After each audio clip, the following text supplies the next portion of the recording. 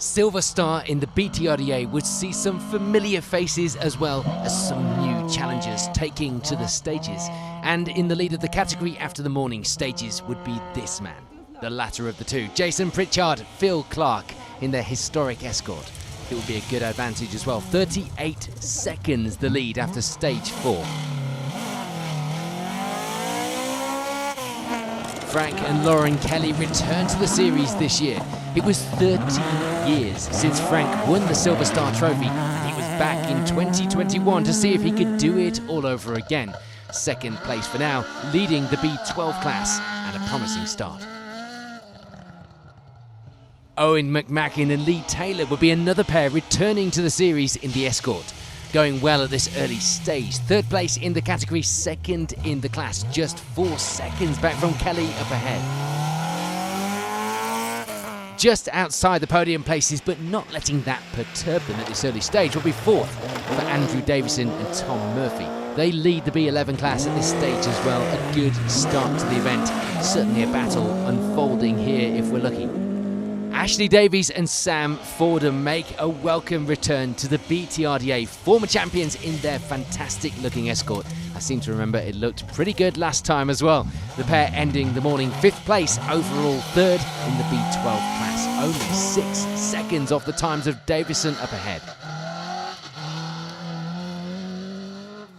And the gap behind was pretty close as well, shaping up to be a good morning of rallying so far. Rob Wright and Mark Fisher finishing stage 4, just 3 seconds back from Davies overall and in the class.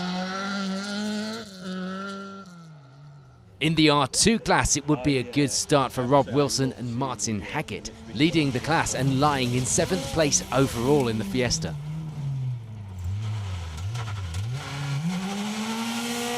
Their closest rival for the class lead at this stage would be Matthew and Tim Tordoff, and it would indeed be close. 3 seconds again separating the top of the class now.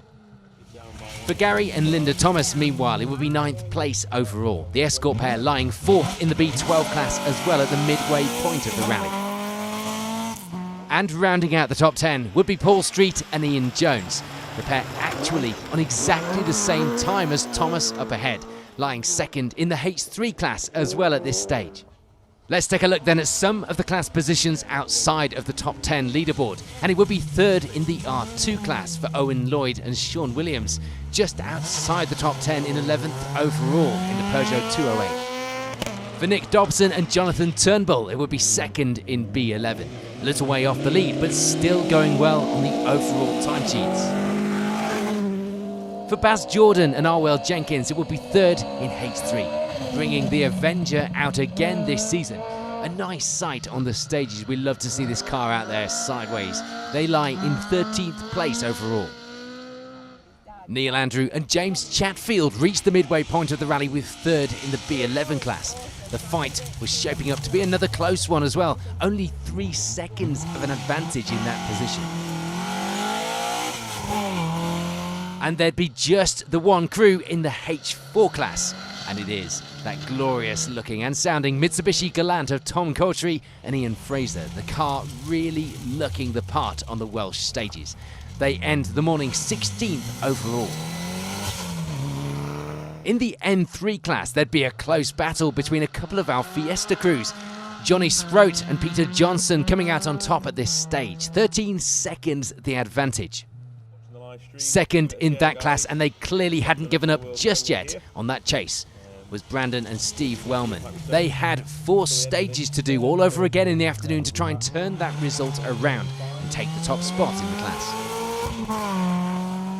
Mixed for this event in the H1 and H2 classes, it would be Martin Freestone and Rory McCann taking the early lead. The Escort pair with a good advantage in that position. It was looking like it was theirs to lose, but was it too early to call? It probably was, given that that lead was over this man, Jeremy Wells. Martin Saunders alongside. They may not be able to catch the leaders in the class as things look currently, but they were having to watch their backs. Only a 31-second advantage in that 2nd position themselves. Hardly a buffer with the afternoon stages still left to run. And rounding out the top of the class results would be Sean Bannister and Gavin Haycock. taking the B10 class lead in the Citroën C2 in 24th place overall. So we're 4 stages down the leaderboard in the Silver Star here on the Nicky Grist stages is shaping up like this.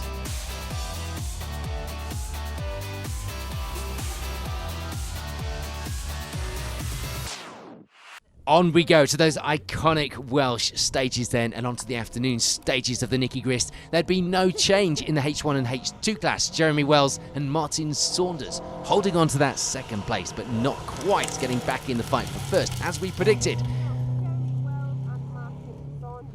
Jeff Phelps and Colin Jenkins making a return to the championship this season, but in a new car, bringing out the freshly built Toyota Starlet. Fantastic to see something new out there on the stages. They were getting used to the handling of the car as the day went on, and it did take a bit of getting used to. They end the rally 26th overall. The afternoon would see some change in a few of the classes, the first being the B11 class. Graham Roberts and Stephen Spear ending the rally with third in the class, 24th overall. And it was a great end to the day for Ricky Crone and Daniel James. Their first proper gravel event in the car, and although they took things a little steady to begin with, the times were looking good later in the day. Frustratingly for them, a puncture on the final stage would drop them too much time for a better overall result, but they do take second in the B11 class. Ben Jemison and Dean Kellett had been suffering with brake problems for most of the day. Sadly for them, a lack of brakes doesn't make you go faster, as you might expect. They end the rally 22nd place overall and surely ruining what might have been. The R2 class wouldn't see much change other than the gaps between our competitors. Connor Tolson and Dylan Thomas continuing to hold on to second place in that class to the finish. And the same could be said for the lead of the H1 and H2 classes as well. Don't forget mixed for this weekend. Martin Freestone and Rory McCann extending their advantage in that position, ensuring that they take the class win as well as 17th overall. With just themselves and the clock perhaps to battle with in the B10 class, it would of course be the win for Sean Bannister and Gavin Haycock. They put in some good times as well, though, to end the rally 16th overall. Some good benchmarks in there to measure their performance. The N3 class would remain close all day. For Brendan and Steve Wellman, though, they'd be unable to take the lead of the rally before the finish.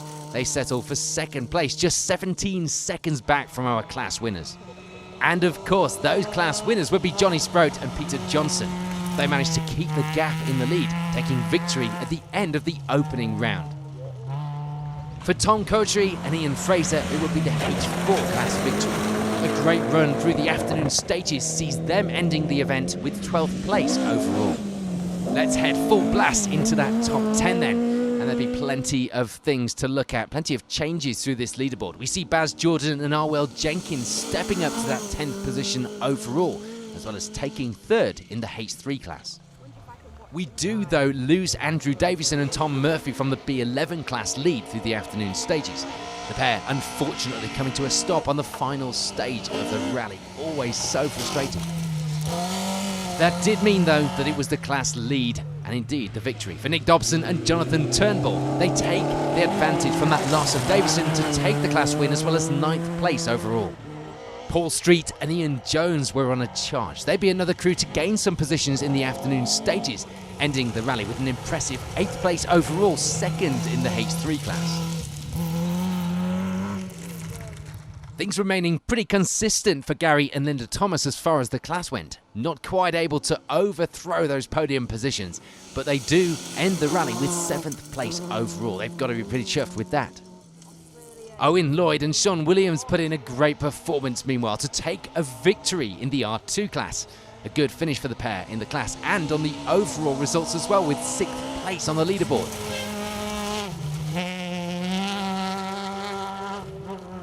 For Rob Wright and Mark Fisher, it was 5th place overall. The Escort pair missing out on a class podium as they take 4th in the B12 class. A lot of positives to take away despite that slight frustration. If you're going to lose the class podium to anyone, it may as well be some former champions, Ashley Davies and Sam Fordham, in that third place. They managed to hold on to the position to the finish, as well as moving up to 4th overall. For Owen McMacken and Lee Taylor, it will be 2nd place in B12. They also round out the podium positions overall in the Silver Star. And there was some good, solid points on the board for Frank and Lauren Kelly. They finished 2nd, taking the B12 class win as well in the process, and perhaps one step on the rung of getting back to that Silver Star title for Frank. But that all means that it is victory for this pair, Jason Pritchard and Phil Clark, taking the win by 51 seconds at the end of the day on Jason's local ramp. So with the rally complete, here's a reminder of how the results finished in a particularly exciting and action-packed Silver Star category here at the Nicky Grist stages. With Jason Pritchard not appearing on the entry list for the next round, it plays surely into the hands of Frank Kelly to add some more championship points to that already pretty good looking tally.